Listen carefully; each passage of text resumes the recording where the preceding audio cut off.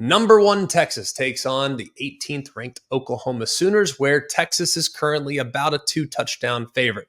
Texas enters the Red River Rivalry ranked number one for the first time since 1984. So it's been a while, and this is a great scene. If you have not been to this game, you love college football, remove your fandom for a moment.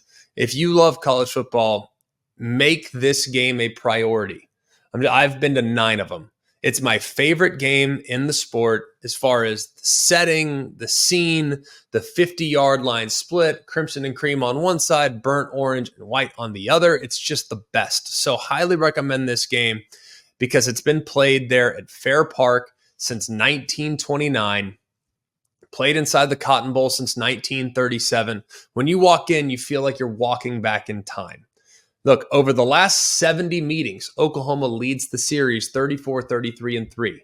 But Texas leads the overall, but the last 70 have been won by Oklahoma. Now, close games are also a huge part of this rivalry dating back to the beginning of the college football playoff era. That was 2014. They've played 11 times. 9 of the 11 have been decided by 8 points or fewer. Now, Texas is the number one team in the country, according to the AP. Oklahoma has fared quite well against the number one overall team.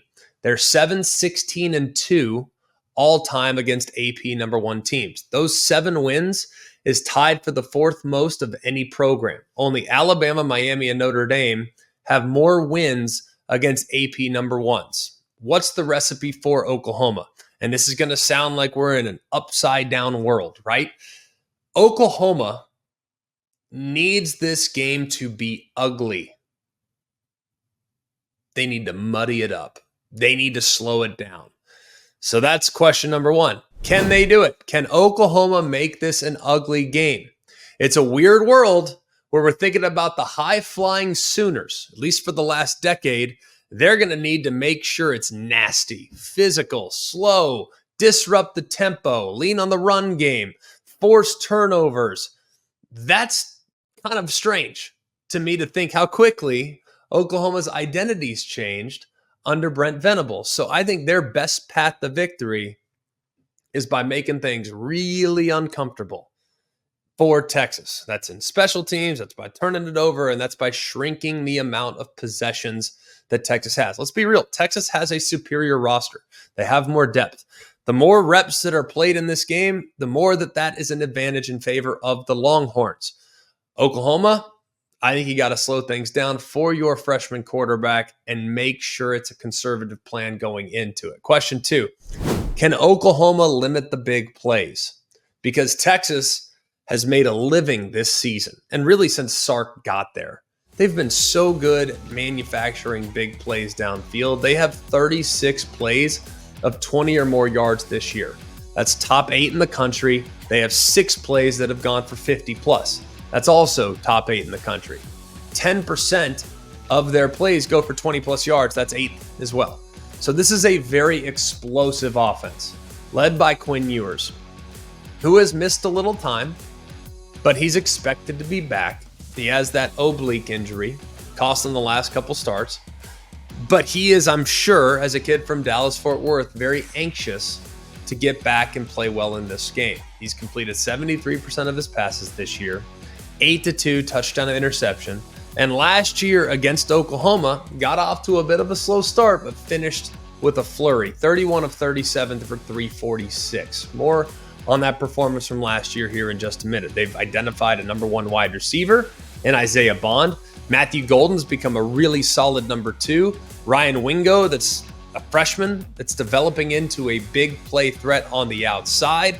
You have a capable receiving tight end in Gunnar Helm. Like, there's a lot to like about the weaponry that Texas has. So can Oklahoma limit some big plays? Because against Tennessee, Oklahoma's defense played pretty dang well, didn't they? And they played well. They did a lot of good things in that game. But they did give up just a couple big plays, and that was ultimately what won the game for the Volunteers. That and the fact that Oklahoma could manufacture absolutely nothing offensively. Question number 3, can Oklahoma get the run game going? Now, you know they're going to want to slow down the tempo. You know they're going to try to utilize the run. I don't love their offensive line. I don't love the matchup between them and the Texas defensive front.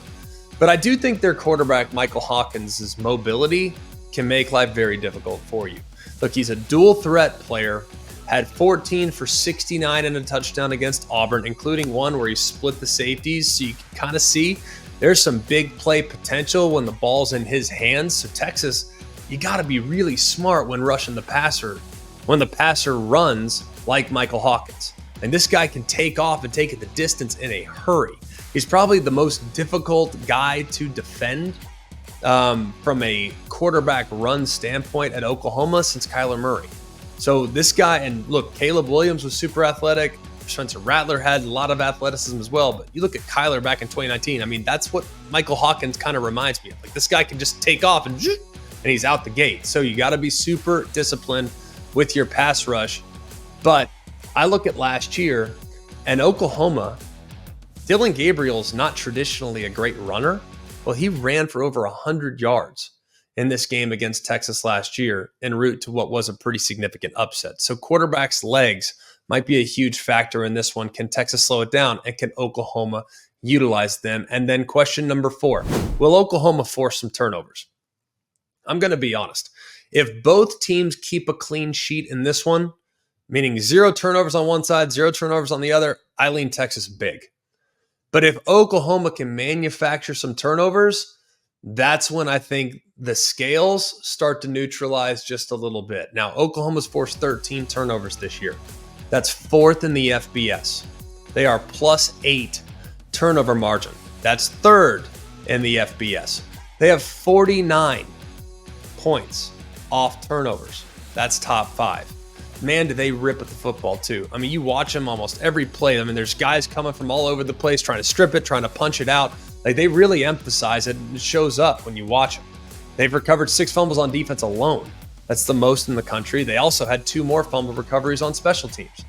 So this is a team that really prides itself in creating the short field for their offense, and I think they're going to need it in this one. Look, Quinn was great last year for the final 3 quarters, but early in the game, a couple picks, a couple things I'm sure he would love to have had back, really is what kind of put them behind the 8 ball, at least in the early going. So can Oklahoma force some turnovers? Question number 4. A couple trends in the game. Texas, this would be the 3rd time as a double-digit favorite over Oklahoma since 1978. They were a 3-touchdown favorite in 96 and a 2-touchdown favorite in 05. We all know about that 2005 team. That team went on to win the national championship, led by Vince Young. Oklahoma, they're a 14-point dog right now for the first time since the 2018 college football playoff semifinal. That's when they were a 15-point dog against Alabama. Alabama won that game convincingly there at the Orange Bowl. And then finally, with the total being where it's at, around 49.5, maybe 50 and a half, kind of right around there. It's kind of fluctuating all over the place. This will be the lowest total in the matchup since 2014. But the over is hit in 3 of the last 4 meetings. I'll take Texas. I think they win and cover. I expect a dominant performance here from the Longhorns. I just think right now when we look at Oklahoma, just don't trust them offensively. I don't trust their offensive line, and I think their defense will hold up as long as humanly possible, but I don't think they can hold up for 60 minutes. It's going to be close for a couple quarters where Texas eventually pulls away and wins the game comfortably. I'm thinking around 35-17 in that vicinity.